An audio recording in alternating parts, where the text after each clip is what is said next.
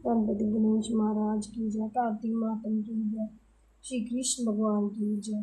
इतनी कथा सुनकर श्री सूत जी से शौनक ऋषि कहने लगे कि हे सूत जी, आप कृपा करके कार्तिक तथा तुलसी का मातम कहें। तब सूत जी कहने लगे कि हे ऋषियों, जो तुमने प्रश्न किया है, यही प्रश्न एक समय नारद जी से राजा पृथु ने किया था, और जो उत्तर नारद जी ने उन्हें दिया वही मैं तुमसे कहता हूँ। एक समय राजा पृथु नारद जी से कहने लगे कि नारद जी, भगवान को तुलसी इतनी अधिक क्यों प्रिय है? आप इसका महात्म कहिए। तब नारद जी कहने लगे कि एक समय राजा इंद्र बहुत से देवताओं और अप्सराओं सहित महादेव जी के दर्शन को गए। सो जब कैलाश पर पहुंचे तब एक बड़े भारी आकार वाले और भयंकर नेत्रों वाले पुरुष को देखकर इंद्र ने पूछा कि तू कौन है और कहाँ से, शिव कहाँ है? जब कई बार पूछने पर भी उसने कोई उत्तर नहीं दिया तो इंद्र ने क्रोध में आकर अपना वज्र उनके कंठ पर दे मारा, जिससे उनका कंठ नीला हो गया, परंतु इंद्र का वज्र भी भस्म हो गया। फिर उसकी आँख से ऐसी प्रचंड अग्नि निकली मानो इंद्र सहित सारे संसार को भस्म कर दे। ऐसी स्थिति देखकर बृहस्पति जी हाथ जोड़कर और इंद्र को दंडकार झुकाकर भगवान शिव की स्तुति करने लगे कि हे देवाधिदेव, त्रिपुरासुर तथा अकासुर का नाश करने वाले, यज्ञ का फल देने वाले त्रिपुरारी, आपको नमस्कार है। ब्राह्मणों की रक्षा करने वाले, आपको नमस्कार है। नारद कहने लगे कि हे राजा पृथु, इस प्रकार स्तुति सुनने पर श्री महादेव जी ने त्रैलोकी को नष्ट कर देने वाली अग्नि को शांत कर दिया और कहने लगे कि हे देवताओं, आप वर मांगो। मैं आपकी स्तुति सुनकर अति प्रसन्न हुआ हूँ। हमने इंद्र को जीवन दान दिया और हे बृहस्पति जी, आज से तुम्हारा नाम भी जीव होगा। बृहस्पति जी कहने लगे कि यदि आप प्रसन्न हैं तो इंद्र की रक्षा कीजिए और संसार को जला सकने वाली अग्नि को आपके नेत्र से उत्पन्न हुई है उसको शांत कीजिए। तब शिव कहने लगे कि नेत्र से निकली हुई अग्नि वापस कैसे जाए, अतः हम इसको दूर फेंकते हैं। ऐसा कहकर अग्नि को हाथ में लेकर समुद्र में फेंक दिया। वह आग गंगा के संगम गंगा सागर में जा गिरी और बालक बनकर रोने लगी। उसके रोने की आवाज से पृथ्वी कांपने लगी तथा सातों लोक बहरे हो गए। ऐसा आश्चर्य देखकर वहां पर आए हुए ब्रह्मा जी समुद्र की गोद में बालक देखकर आश्चर्य से पूछने लगे कि ये बालक किसका है। समुद्र ने बड़े आदर से बालक को उठाकर ब्रह्मा जी की गोद में दे दिया और कहने लगे कि ये मेरा पुत्र गंगा से उत्पन्न हुआ है, आप इसके जात कर्म कराएं। फिर उस बालक ने ब्रह्मा जी की दाढ़ी पकड़कर इस जोर से मरोड़ी कि ब्रह्मा जी के नेत्रों में आंसू आ गए। किसी प्रकार दाढ़ी छूटी तो ब्रह्मा जी ने कहा कि इसने हमारी आंखों से जल निकाला है, अतः इसका नाम जलंधर होगा, परंतु ये शिव के अतिरिक्त और किसी के हाथ से नहीं मरेगा, क्योंकि ये शिव के अंश से ही उत्पन्न हुआ है। ये अभी युवा हो जाएगा। तब ब्रह्मा जी शुक्राचार्य को बुलवाकर और उसका राज्याभिषेक कराकर अंतर्ध्यान हो गए। तब समुंदर ने कालनेमी की कन्या वृंदा के साथ उसका विवाह कर दिया जो कि पतिव्रताओं में सबसे प्रथम और अति सुंदर थी। परम सुंदरी वृंदा के साथ विवाह कर जलंधर अति प्रसन्नता से दिन बिताने लगे। जब जलंधर घर आता तो वृंदा उनके अपने हाथ से पंखा जलती, पाग, अर्घ्य, आचमन उनको अर्पण करती। वह अपने पति को नारायण समझकर उसकी सेवा किया करती थी। नारद जी कहने लगे, हे राजा पृथु, अब मैं प्रतिव्रता स्त्रियों के कुछ लक्षण तुमसे कहता हूँ।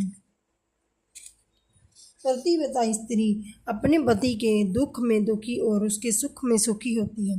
परदेश जाने पर दुखी और पति के मर जाने पर सती हो जाती है।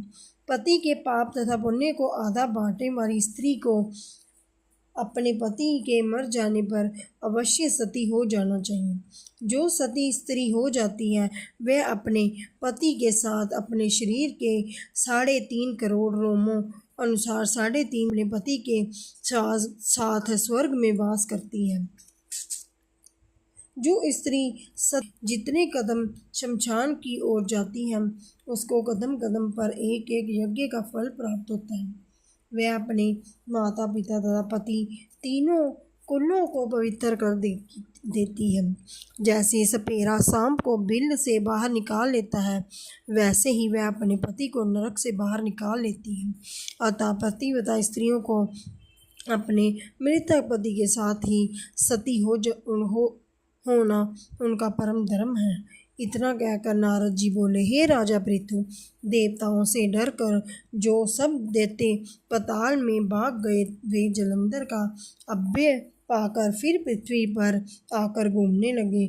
उसी समय जलंधर ने कटे सिर राहु को देखा तो उसने शुक्राचार्य से उसका कारण पूछा। तब शुक्राचार्य ने समुद्र मंथन तथा देवताओं द्वारा रत्नों के हरण की कथा सुनाई। इस प्रकार पिता का मंथन और दैत्यों का अनादर सुनकर जलंधर ने क्रोध में आकर गस्मर नाम वाले दूत को बुलाकर सुदामा के पास भेजा। वह सभा में जाकर अभिमान पूर्वक इंद्र को नमस्कार करके कहने लगा कि दैत्यपति जलंधर ने जो कुछ कहा है वह सब तुम सुनो। हमारे पिता का मंथन करके जो तुमने रतन लिए हैं उन पर तुम्हारा कोई अधिकार नहीं है, अतः वे रतन हमको वापस कर दो। गस्मर के ऐसे वचन सुनकर इंद्र भय और विस्मय से कहने लगा कि समुंदर सदैव हमारे शत्रु दानवों की रक्षा करता है, अतः हमने उसको मत कर रतन लिए हैं, इसलिए उन पर दैत्यों का कोई अधिकार नहीं है। दूत ने ये सब समाचार वापस आकर जलंधर को कहा तो वह अत्यंत क्रोधित हुआ और देवताओं को जीतने का उपाय सोचने लगा। उसने सब दिशाओं पर तथा पातालों में अपने दूत भेजकर सब दैत्यों को बुलाया और शुंभ तथा निशुंभ को अपना सेनापति बनाकर स्वर्ग के नंदन वन में जाकर इंद्र की अमरावती पुरी को घेर लिया। तब देवता भी युद्ध के लिए बाहर निकल आए और अनेक प्रकार के शास्त्रों से देवताओं तथा दैत्यों में युद्ध होने लगा।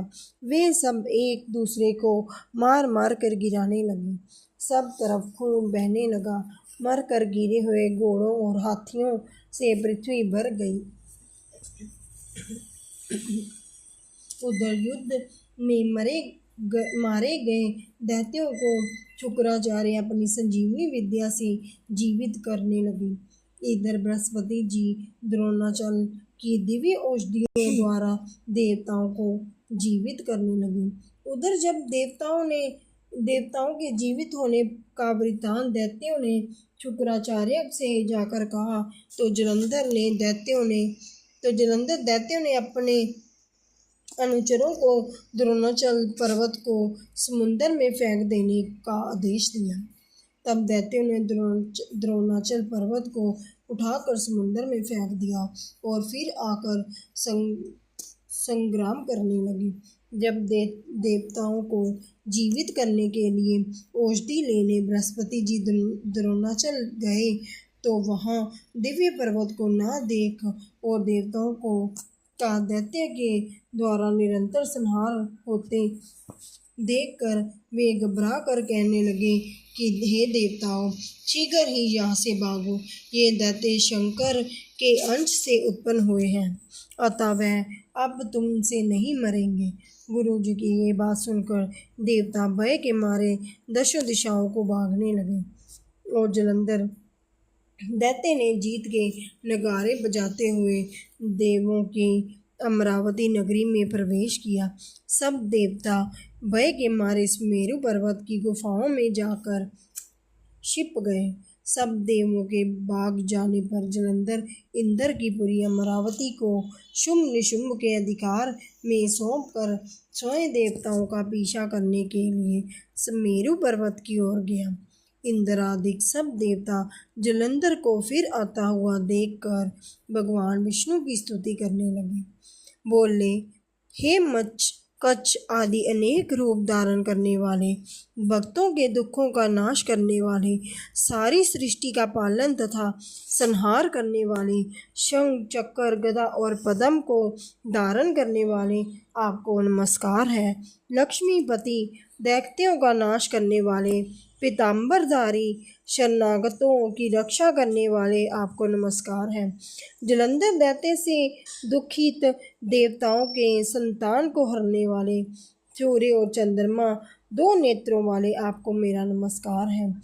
नारद कहने लगे कि हे राजा पृथु, जो कोई भगवान की इस संकट नाशक स्तुति को पढ़ता है और उसके संकट नाशक को प्राप्त हो जाते हैं, नाश को प्राप्त हो जाते हैं।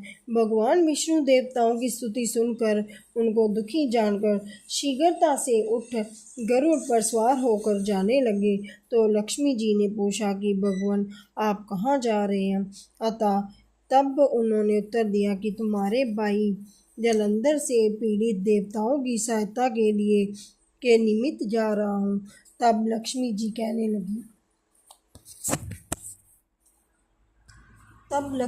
कहने लगी, भगवान मैं आपकी परम प्रिय हूँ, तब आप मेरे भाई को कैसे मारेंगे?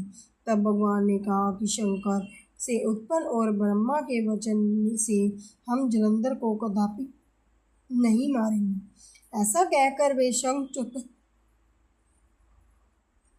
चक्कर और खड़ग ले जलंधर के साथ युद्ध करने के लिए चल दिए।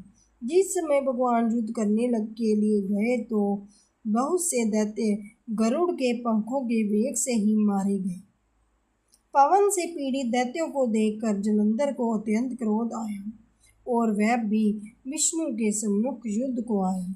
उस समय भगवान विष्णु और जलंधर दैत्य का महाघोर युद्ध हुआ। आकाश मेघों की तरह बाणों से ढक गया। तब भगवान ने जलंधर के ध्वजा, छत्र, घोड़े और धनुष सब अपने बाणों से काट डाले। जलंधर ने भी गरुड़ के मस्तक पर गदा मारकर गरुड़ को मूर्छित कर दिया। भगवान ने उनकी गदा को अपनी तलवार से काट दिया। फिर दोनों में मल्ल युद्ध हुआ। जलंधर ने भगवान की छाती पर मुक्का मारा। उस समय भगवान और जलंधर के इस घोर युद्ध को देखकर सारा संसार भयभीत होकर कंपायमान हो गया। तब भगवान ने कहा कि हे दैत्यराज, तुम्हारा और हमारा युद्ध ठीक नहीं, क्योंकि तुम लक्ष्मी के भाई हो। तब जलंधर ने कहा, यदि आप प्रसन्न हैं तो मुझको यही वरदान दे कि लक्ष्मी जी तथा अपने गणों सहित आप मेरे घर में वास करो। एवं मस्तु ऐसा ही होगा, कहकर भगवान लक्ष्मी जी सहित जलंधर नगर में चले गए। तब जलंधर देवताओं के स्थान पर सब दैत्यों को नियुक्त करके जलंधर नगर में निवास करने लगा और देव, गंधर्व, किन्नर, यक्ष आदि के पास जो भी रत्न थे वे सब अपने अधिकार में करके निशुंभ को शासन करने के लिए पाताल में भेज दिया। वहाँ उसने शेष आदि नागों को वश में कर लिया। इस प्रकार जलंधर देव, यक्ष, किन्नर, गंधर्व और मनुष्य सब को अपनी प्रजा बनाकर पुत्र समान तथा धर्म की नीति से उनका पालन करते हुए त्रिलोकी का राज्य भोगने लगा। नारद जी बोले, हे राजा पृथु, एक समय भगवान के दर्शन करने तथा जलंधर की राज्य लक्ष्मी देखने के लिए हम भी वहाँ गए। श्री कृष्ण भगवान की जय। गौ माता की जय। कार्तिक महात्म की जय। श्री कृष्ण गोविंद हरे मुरारे, हे नाथ नारायण वासुदेव। श्री कृष्ण गोविंद हरे मुरारे, हे नाथ नारायण वासुदेव।